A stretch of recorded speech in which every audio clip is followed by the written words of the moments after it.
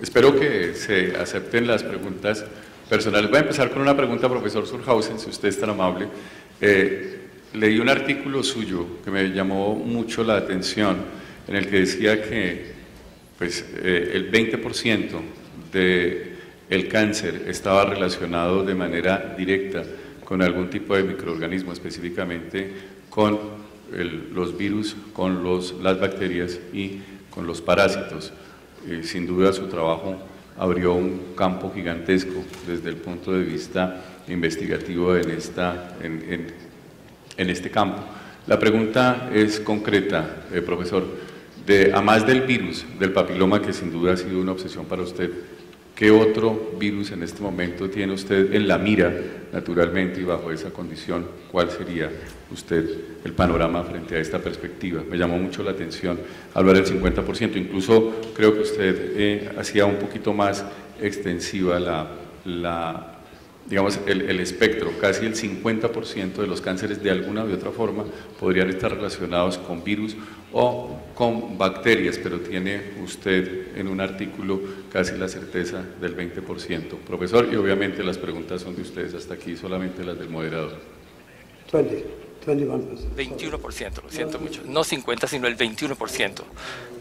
Nunca he hablado del 50%. Tenemos la sospecha por datos epidemiológicos, que hay más cánceres que pueden estar relacionados, cánceres comunes relacionados con infecciones, pero la evidencia es todavía relativamente pobre, 20 o 21% únicamente. No todo ha sido investigado por parte de todos los grupos. Supongamos los virus de la hepatitis, por ejemplo, VNC y otros virus carcinógenos. Yo he trabajado yo mismo básicamente con linfomas y otros cánceres relacionados con virus bárbaros y también papiloma, pero todos los demás agentes que se han identificado para otros grupos. Pero es cierto, cuando comencé a trabajar sobre el tema, no había ni un solo agente ligado o relacionado con cáncer, ni uno solo había en ese momento. Actualmente sí sospechamos con bastante firmeza que hay algunos agentes que demuestran una biología muy distinta con respecto a los virus de tumores que se han estudiado hasta el momento, de tumores, porque no se integran en el ADN del cromosoma, sino que, por decirlo así, existen libremente en el núcleo de las células sospechosas. Unos genomas de un solo hilo pueden influir el patrón de expresión genética de cierto tipo de células y pueden jugar algún papel en algunos cánceres bastante comunes, pero esto es una mera especulación y no ha sido demostrado. Pero 21 y no 50%. Thank you very much. ¿Puedo hacer alguna pregunta directa? Bienvenidos.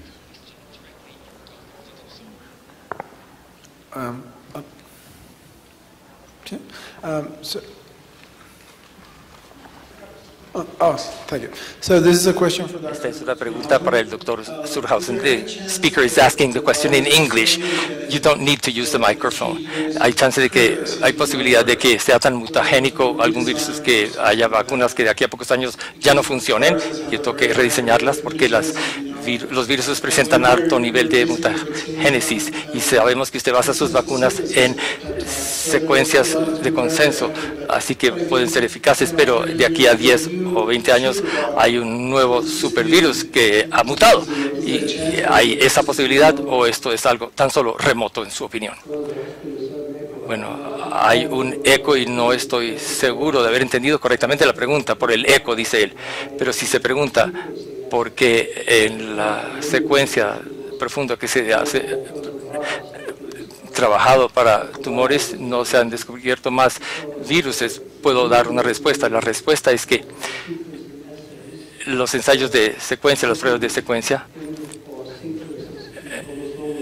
en el ADN cromosomal no se han encontrado. Si buscamos el cáncer del colon y sus virus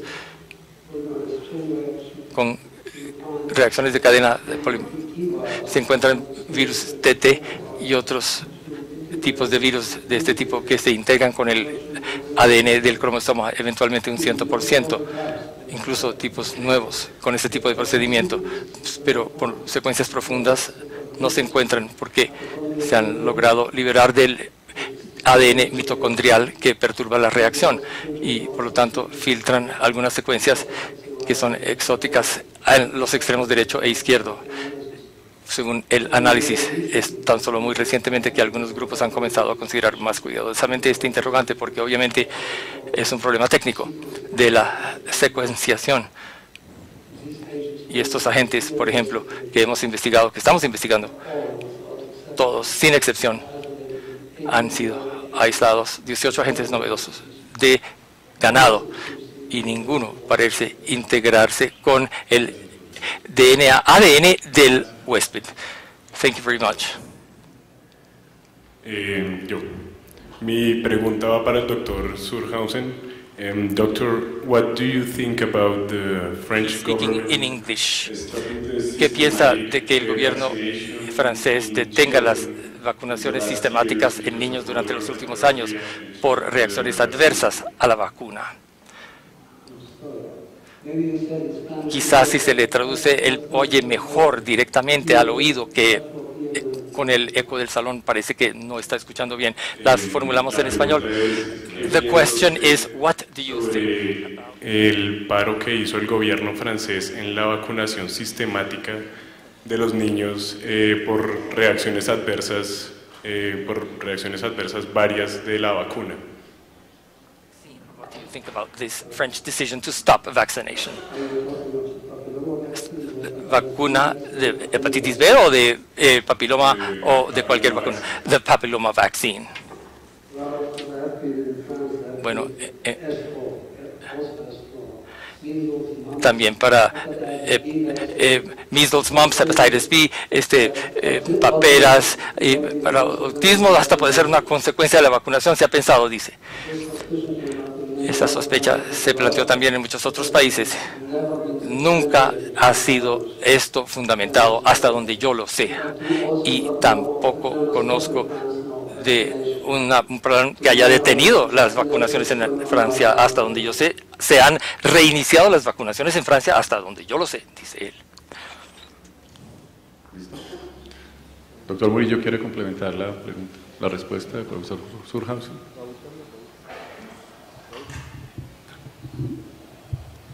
No en realidad no hay ningún país en el mundo que haya suspendido la vacunación. Que era lo que yo le iba a decir. Hay noticias que empiezan a rodar, no sé por cuál motivo, pero hubo un caso de no hacer una recomendación activa en medios de la vacunación en Japón, pero tampoco han suspendido la vacunación. Todos los países que han iniciado la vacunación continúan aplicando la vacuna de manera extendida. Sí, hay un caso en Francia, pero fue un caso único, pero no impactó, que obviamente involucró a la Secretaría de Salud, pero no impactó en la decisión de gobierno. ¿Hay otra pregunta? Doctor Bustamante, ¿usted quería decir algo al respecto? No, yo quería complementar con una pregunta para el doctor Surhausen. Hace unos días estuve visitando la Ciudad de México y la Ciudad de México, el Distrito Federal, va a empezar la vacunación en niños. Yo quería pedirle al doctor Surhausen si pudiera profundizar un poco en esto que hizo parte de sus conclusiones, cuáles son los criterios, en qué momento debemos de pensar en extender el tema de la inclusión de la vacunación en niños. Creería yo que desde la perspectiva de las políticas públicas sería una gran oportunidad recoger su criterio en el contexto de esta conferencia. Mencionó el tema de Australia, mencionó algunas experiencias, pero quisiera primero, tener con mayor exactitud los criterios y segundo, en los lugares donde se ha implementado, ¿tenemos algunos resultados concretos? This has been implemented. Do we have information about any specific results? Si entendí correctamente, estás hablando de vacunas tempranas, en edad temprana. En niños. En niños. Ok, en niños. Sí hay datos disponibles. Creo que los primeros estudios se han hecho en Tallahassee, en Florida, y particularmente también hay datos disponibles de Finlandia y de Australia en vacunación de niños, y datos de inmunorespuesta en niños nos sorprenden que han sido iguales a los de la respuesta inmune en niñas, igual que en las niñas, igual de buena la respuesta. La pregunta que se podría formular, y que yo tal vez malinterpreté al principio, dice él, es que se podría quizá iniciar la vacunación aún más temprano de lo que se recomienda actualmente, en lugar de entre la edad de 9 y 14 años, quizá iniciarla entre los 6 y 9 años de edad. Yo considero que, en mi opinión, no hay muchos argumentos que se puedan plantear a favor de esto, particularmente porque los pediatros son mucho más activos en la vacunación y en hacerlo efectivamente que muchos otros médicos de las ramas de la medicina. Es probable que la vacuna a esa edad podría ser por lo menos igual de eficaz que la vacunación posterior. El único contraargumento que podría yo plantear en el momento es que quizá si, supongamos, la protección dura 20 años o algo así, entonces se necesitaría un booster, una vacuna booster más temprano. Pero esto habría que verificarlo y analizarlo. Thank you, Professor. Ministro, doctor García, ¿han considerado ustedes esta posibilidad en el país? Sorry. Que estaba hablando con Diego y él complementa, porque yo en ese momento no estaba cuando se dio la reunión del CNPI en el año 2012, mayo de 2012. Yo llegué al ministerio en septiembre, pero las consideraciones, dijéramos, fueron las siguientes para no vacunar hombres, niños, dijéramos, en primera instancia. La primera es obvia, tiene que ver con la baja carga de enfermedad entre los hombres. La segunda es más sofisticada y tiene que ver con un resultado que ya se ha constatado en la literatura, y es que si uno logra tasas de vacunación en las mujeres superiores al 80%, hay un efecto de rebaño que también protege a los hombres, que ya se ha visto en Australia, donde la protección de las mujeres estuvo asociada a una caída en las verrugas en hombres hasta del 90%. Y como son recursos públicos y la política pública lidia con recursos escasos, los anales de costo-efectividad en su momento, por esa inferior o menor carga de enfermedad, dijéramos, en hombres, mostraron que no era costo efectiva, que había otras, dijéramos, prioridades. Ahí va la discusión. Yo creo que como todo el conocimiento es contingente, estamos abiertos a la evidencia y a la disponibilidad, pues, de mayores recursos para financiar nuestro programa ampliado de inmunizaciones. Buena explicación, Diego. Como decía el señor ministro, creo que es importante resaltar que el gobierno de Colombia ha hecho una inversión muy importante en recursos para la vacunación. Invertimos cerca de 250.000 millones de pesos, que no es un recurso para nada despreciable, aunque sí es un recurso limitado, y por eso hemos tenido que priorizar la introducción de nuevas vacunas, que ha sido realmente acelerada en los últimos años, que sí que ha sido una vacuna por año introducida, y lo hemos hecho de acuerdo a recomendaciones del Comité Asesor de Vacunas del Ministerio de Salud, que se conformó por las sociedades científicas. En esas ideas, Australia, por lo menos, aunque ya está vacunando hombres, tardó casi 6 años después de haber estado vacunando mujeres para tomar la decisión de hombres. Ha sido en el tiempo. Creo que en el momento, por ahora, no se contempla, no tenemos esa recomendación por parte del Comité Asesor de Vacunas en Colombia. Eso no quiere decir que en unos años no lo estemos haciendo, pero por ahora la recomendación es mujeres, internacional desde OMS incluso.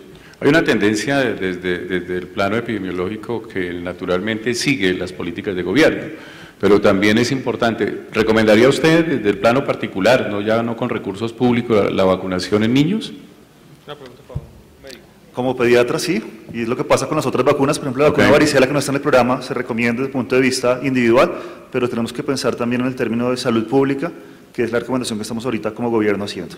Claro, una cosa es que los recursos sean escasos y otra cosa es que la vacunación potencialmente no se recomienda. Sencillamente sí se recomienda, y obviamente como pediatra lo hace el jefe de vacunación del ministro.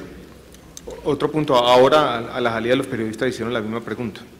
Yo creo que hay que tener en cuenta un factor adicional, que es el problema que estamos teniendo del Carmen de Bolívar, y el tema que ya se mencionó una y otra vez, y es que ha venido perdiendo la confianza pública. Yo creo que nuestras energías tienen que estar ahora, en el corto plazo, concentradas ahí, y ya veremos el año entrante si podemos introducir o incluir nuevas vacunas al país. Pero yo creo que ese es nuestro gran desafío que tenemos en el corto plazo. Gracias. Doctor Bustamante, en Bogotá. Porque Bogotá fue el que inició básicamente con esta campaña de incluir la vacuna contra el VPH dentro de las políticas públicas. Al poquito tiempo se expandió en el país.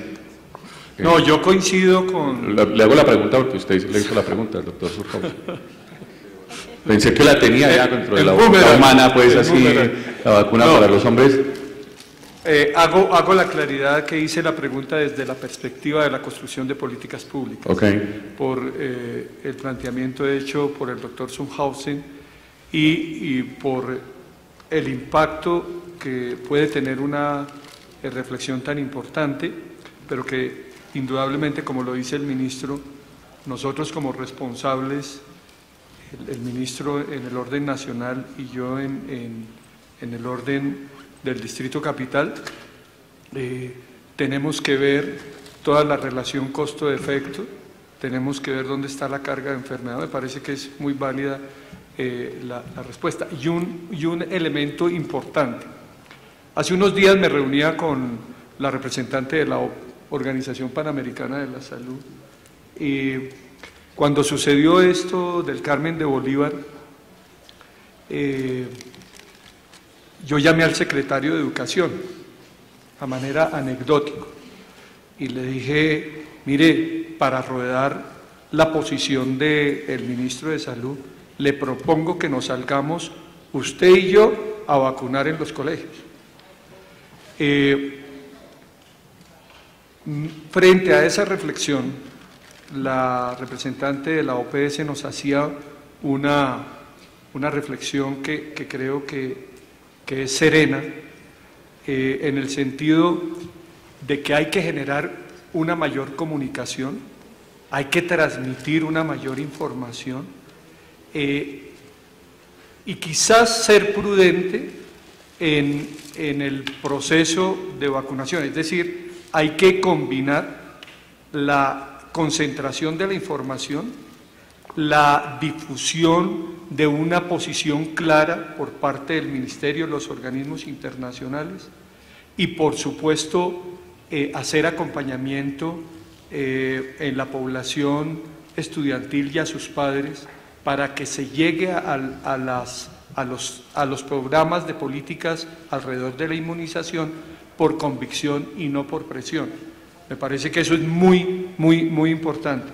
Con lo cual, yo creería que en este momento, recojo lo que dice el ministro, creo que es una coyuntura especial, tenemos que comunicar más, tenemos, ministro, que estarle informando a la población en qué termina la circunstancia que se presentó en el Carmen de Bolívar. Mientras estaba sentado, algunas de las personas me preguntaban en qué ha terminado. Es muy importante que estemos comunicando qué fue lo que pasó allí, cuáles son nuestras conclusiones y realmente de esa manera desvirtuar algunas conclusiones que, como lo decía el doctor Surhausen, hay poca probabilidad que estén relacionados con la aplicación de la vacuna. Sin duda, de ahí la importancia de la presencia, como decía el señor ministro y lo ratificaba usted, coyuntural del doctor Surhausen. ¿Otra pregunta? Francisco. Profesor. Me gustaría regresar primero que todo al argumento financiero o económico. He observado que las negociaciones en una serie de países, Gran Bretaña, México y un par de países más, han llevado a una reducción drástica de las vacunas con las empresas manufactureras. Yo quiero promover a los funcionarios de la salud en cada país a donde viajo a que negocien directamente con las empresas para reducir esos precios. Particularmente me interesa lo que ocurrió en Australia y en Gran Bretaña. Si se decide en el ministerio, por ejemplo, irse por una de las dos vacunas, hasta donde yo sé, están dispuestos a reducir drásticamente los precios. Los fabricantes, hasta donde yo tengo entendido, están dispuestos. Segundo punto. El segundo punto es que las patentes de las vacunas están agotándose, expirando en el futuro próximo, no lo sé para cuándo, pero creo que para los próximos años expiran patentes de vacunas. Hay empresas en la India, en la China e incluso en una empresa que me enteré existe recientemente, lo supe en Argentina, que están esperando que expiren estas patentes para comenzar a producir vacunas por cuenta propia, lo cual también drásticamente reducirá precios. Pero hay un punto adicional. La inmunidad a la que se han referido ustedes antes es cierto. En Australia, en general, las verrugas genitales se han reducido. Este tema es de las verrugas genitales debido a la vacunación con HPV-6 y efectivamente Australia seleccionó las vacunas de Merck al respecto. Si ven ustedes otras lesiones precursoras que tienen periodos de latencia más largos, que están más difundidas en la población, incluso la situación es ligeramente distinta, pero no significa esto que va a haber una reducción de estas lesiones por la inmunidad. Por otro lado, tenemos una posibilidad realista de erradicar este tipo de infecciones por estos virus, porque están tan restringidos a los humanos únicamente. Pero si se desea hacer esto, entonces hay que desarrollar un programa que cubra todas las personas susceptibles lo más tempranamente posible, tal como se hace con el polio, con la vacunación de la viruela y muchas más. Para la rubela también, este es otro muy buen ejemplo. Claro está que la enfermedad en este caso afecta únicamente a mujeres embarazadas, pero la vacuna para niños y niñas llevó a una drástica reducción y casi la erradicación total aquí en las Américas de ese tipo de infección, rubela. Así que hay buenas razones que pueden defender la vacunación de los dos géneros. Y además, yo personalmente considero que es una especie de responsabilidad que se tiene en la sociedad de proteger a la otra parte de la sociedad también contra este tipo de infecciones, debido a que todo el mundo sabe que incluso si se identifican lesiones precursoras, lo que genera ansiedad, y se ha generado investigaciones en esta área en el sentido de que estas personas con ansiedad de poder desarrollar cáncer, esto se ha dejado de lado en las intervenciones quirúrgicas. Así como último punto, y les pido disculpas por hablar tanto, el último punto es que por lo menos el cáncer orofaríngeo no es raro, está aumentando en muchas partes del mundo, particularmente en las ciudades más grandes de los Estados Unidos actualmente. No sé el caso en América Latina, pero en Europa también. Así que claramente esto está afectando gran cantidad de hombres, mismos virus, muy probablemente el mismo tipo de protección entonces. Así que ese es mi razonamiento, por lo cual yo defiendo tan ardientemente la vacunación de niños también. Ministro, y luego le iba a dar la palabra al doctor Murillo. ¿Y dónde estaba la siguiente pregunta? Acá. Yo voy a tocar los dos temas, sí, los dos primeros temas que fueron hechos que tienen que ver más con el tema financiero, y le dejo a los expertos el tema de la posibilidades de reeducación, inmunidad de rebaño, la evidencia que se tiene, sí. Y pregunta abierta sobre todo si desde un punto de vista de costo-beneficio vale la pena vacunar los muchachos, también los niños. Hay un tema interesante que tiene que ver con las compras centralizadas de vacunas, donde Colombia está inmersa en una estrategia que ha sido exitosa. Nosotros compramos las vacunas en un fondo de la Organización Panamericana de la Salud, que nos ha permitido unas disminuciones sustanciales en los precios. Yo diría lo siguiente: si no tuviéramos ese mecanismo centralizado de compra, no hubiéramos podido hacer estas estrategias de vacunación. Entonces, afortunadamente, estamos siguiendo el consejo que nos da el profesor. Lo otro tiene que ver con una estrategia interesante, y es que ya se van a vencer las patentes, y hay un grupo de países, se mencionaba India, incluso Argentina, que están dispuestos a producir, dijéramos, las vacunas. Yo creo que eso es una buena noticia para el mundo, porque las compras centralizadas nunca son tan buenas como la competencia a la hora de reducir los precios. Entonces, con el vencimiento de las patentes y la producción y la competencia, tendremos aún mayores rebajas, y si los precios siguen bajando, ya podremos vacunar a los niños. Qué interesante reflexión, eso amerita otro foro, otro simposio de estos. Le iba a ceder la palabra al doctor Murillo y después a usted, doctor Bustamante. con base en lo que plantea el profesor Surhausen, doctor Murillo, si quiere complementar. Yo creo que sin duda lo que plantea el profesor Surhausen pues, tiene todo el sentido del mundo. Claro. Sin embargo, como lo ha expresado el ministro, yo creo que hay que mirar cada uno de los momentos ajustados a cada una de las poblaciones.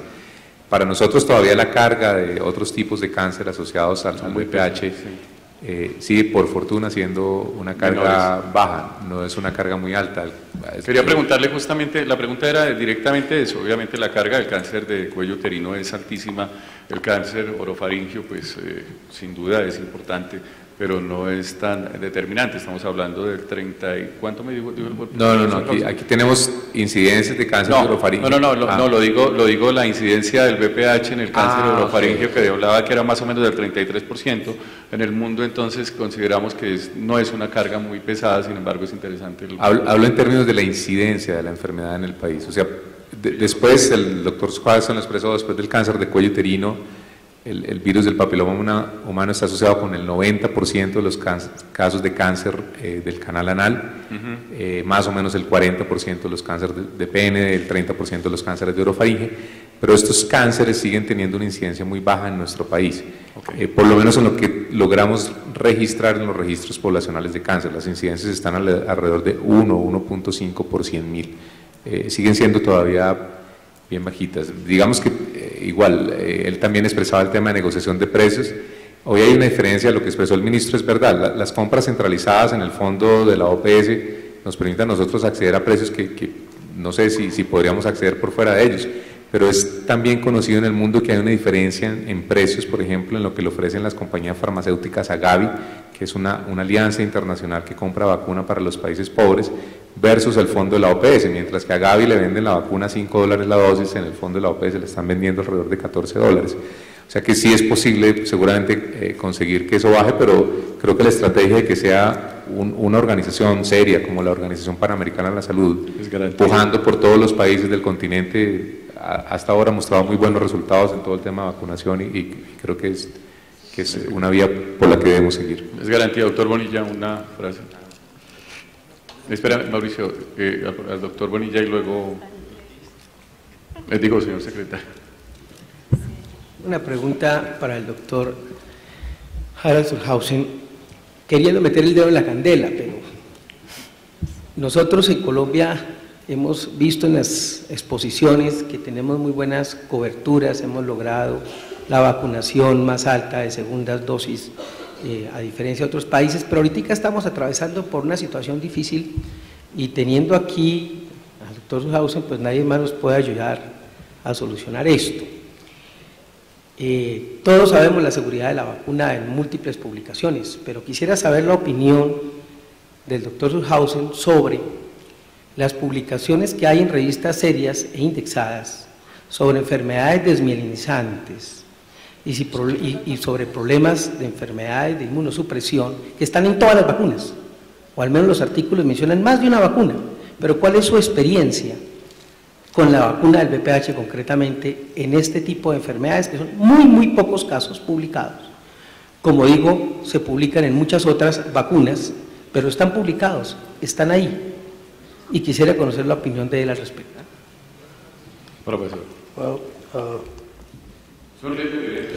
Is a risk inherent to recombinant vaccines? Is that not the case? Si se dice que eso está publicado, yo creo que es cierto, pero allá hay otra pregunta. Yo no me pregunto si tienen que ver con el tipo de infecciones que se cree que tengan que ver, hasta donde yo sé, todos los efectos colaterales que se han registrado o reportado relacionados a las vacunas del virus contra el virus del papiloma humano han sido cuidadosamente evaluadas, inicialmente particularmente en Estados Unidos y después en Australia y después también en todo un número de países europeos. No tengo indicación alguna de que estos informes realmente se sostengan con el tiempo. Lo que sí es cierto es que ocurren alergias ocasionalmente. Claramente ninguna vacuna tiene cero riesgo, obviamente, pero el riesgo es extremadamente bajo. De manera que Hay algunas publicaciones tipo fantasiosas que han salido en las fases iniciales de las aplicaciones de las vacunas, del síndrome de Guillain-Barré, por ejemplo. Y los análisis estadísticos demuestran que la incidencia del síndrome de Guillain-Barré en personas vacunadas es virtualmente idéntica a la de la población civil. En Alemania hay 50 casos de muerte al año en el grupo de edad de 15 a 20 años de edad por razones desconocidas, generalmente falla cardíaca debido a alguna malformación de la musculatura del corazón. Y después de la introducción de las vacunas que cubren desafortunadamente solo el 40% de la población alemana, esta tasa no aumentó para nada, al contrario, se redujo en un porcentaje estadísticamente no significativo, 47% en lugar de 50%, pero en todo caso, no donde quiera que se mire cuidadosamente el tema, ninguno de estos informes realmente describe algún tipo de fenómeno relativo a la inoculación con estas vacunas, salvo por el hecho de que se tiene enrojecimiento y algo de dolorcito durante las primeras 48 horas, pero no más, y algo de hinchazón. Pero yo digo, en cuanto a la seguridad de la vacuna, y lo repito otra vez, que no estoy relacionado con ninguna de estas empresas fabricantes de las vacunas, no obtengo ningún dinero por parte de ellas, pero estoy absolutamente convencido, fuertemente convencido, que las vacunas son buenas y que deben utilizarse.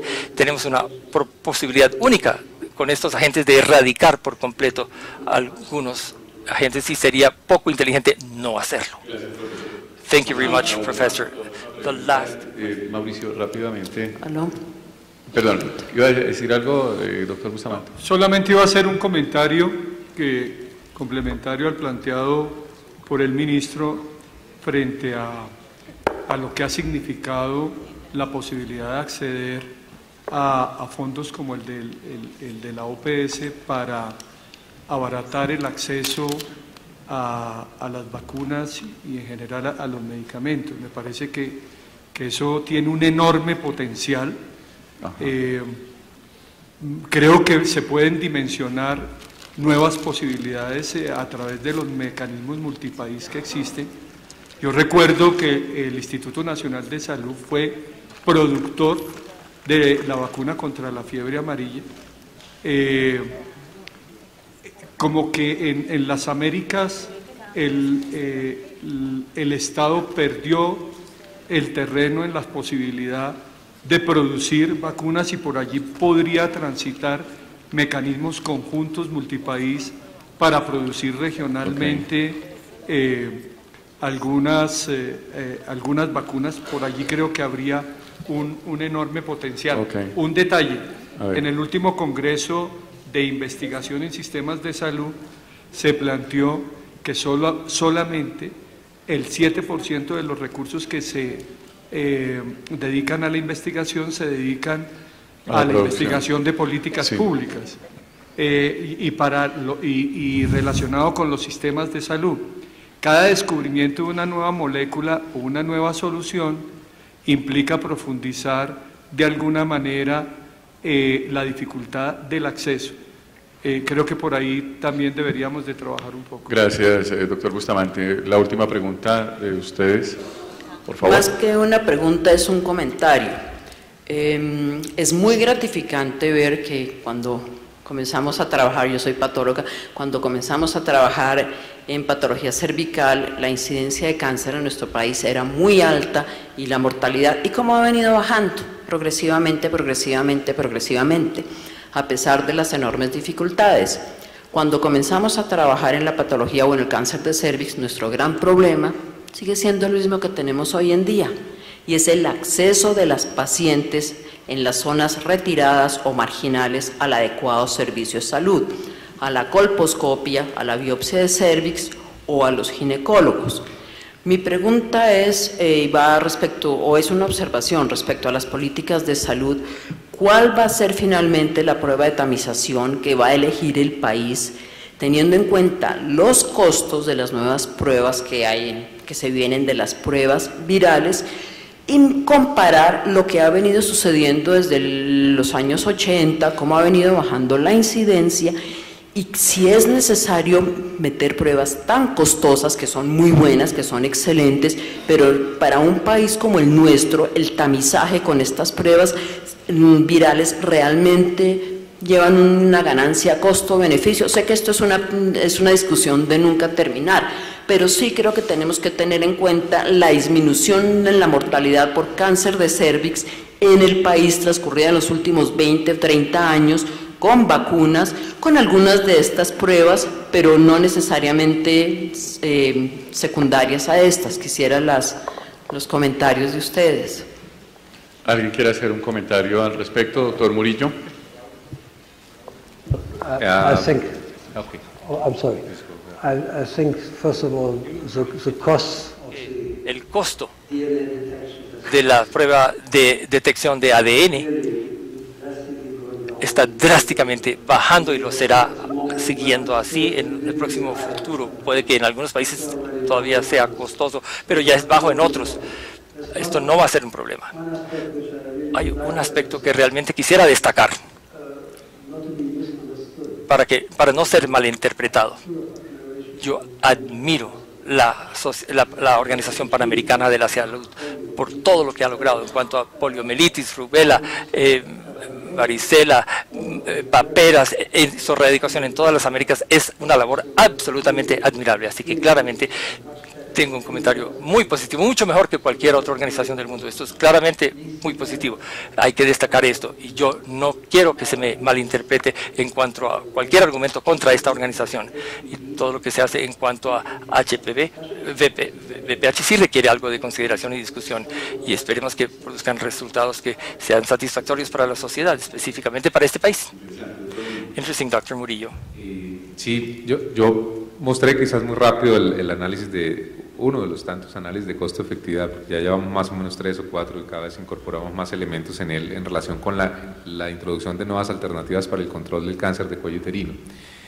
El costo es algo que tiene que entenderse dentro de los escenarios de mercado. Usualmente cuando la gente habla del tema de costos, piensa en lo que cuesta hoy una prueba en un laboratorio particular, que puede estar alrededor de 150.000, 160.000 pesos. El costo de las pruebas que nosotros estamos pagando hoy para los estudios de piloto, los estudios piloto que presenté muy rápidamente en algunas de las diapositivas, está alrededor de $17. Los análisis de costo-efectividad han encontrado que las pruebas son costo-efectivas inclusive a un costo de $30 por prueba. ¿Qué cosas juegan en esa relación de costo-efectividad? Ya se mencionaron algunos de los factores que creo que son obvios. De una parte, la más alta sensibilidad, la mayor capacidad de detectar lesiones a partir de hacer un filtro de las mujeres que tienen el riesgo real. Esto es como poner, en mi opinión, en el momento es como poner la citología en un lugar más apropiado. ¿Por qué? Porque yo hago una prueba que detecta a las mujeres que tienen infección por virus de alto riesgo. Hoy se sabe que si no hay infección persistente por virus de alto riesgo, no va a haber desarrollo de la enfermedad. Luego tiene más sentido hacer la citología en quienes tienen infección persistente por el virus que hacerlo en la población general. Y eso no solamente tiene efecto en términos de costo-efectividad, sino que hace que la citología rinda mucho mejor. Yo no me detuve en un cuadro que presenté que creía que era un poco complicado, pero lo que nosotros encontramos, por ejemplo, es que la citología en las mujeres que son VPH positivas tiene una sensibilidad que está alrededor del 70%. Es decir, es mucho más alta que la sensibilidad que encontramos en la citología cuando lo hacemos en la población general. O sea que hay un primer filtro que entra allí. Pero hay otros elementos que juegan también en esa relación de costo-efectividad. De otra parte está el valor predictivo negativo tan alto como lo expresó el doctor Bonilla. Si la mujer no tiene un VPH de alto riesgo positivo, pues no hay riesgo de que vaya a desarrollar la enfermedad, y el riesgo de que desarrolle una lesión de alto grado al cabo de 5 años es el mismo riesgo que tiene una mujer de desarrollar una lesión de alto grado cuando tiene una citología negativa al cabo de 1 año. Entonces el espaciar las pruebas también hace que tengamos un programa que resulta más costo efectivo. Otros elementos adicionales en esa relación: las pruebas de VPH son pruebas automatizadas, es decir, no dependen del observador. Hay una máquina que detecta el DNA viral y eso hace que la inversión de los programas y el esfuerzo de los programas en términos de control de calidad del tamizaje sea mucho menor que el que se tiene hoy con la citología, porque los esfuerzos son permanentes. Yo creo que el Instituto Nacional de Salud ha hecho un esfuerzo importante en mejorar la calidad de la citología, pero ese esfuerzo es bastante grande, muchos países lo han hecho, y lo que se ve es que si el esfuerzo no es sostenido con unos estándares supremamente altos, otra vez vuelve y cae la calidad de la citología. Ese es otro elemento que es importante. Hay otro elemento importante también, y es que las pruebas están dando resultados que son positivos o negativos. Hoy la citología, por los problemas de interpretación, tiene un rango más amplio de resultados que obviamente llevan a procedimientos que son adicionales también. Entonces hay una serie de elementos que son considerados cuando uno hace un análisis de estos en el marco de un programa de salud pública.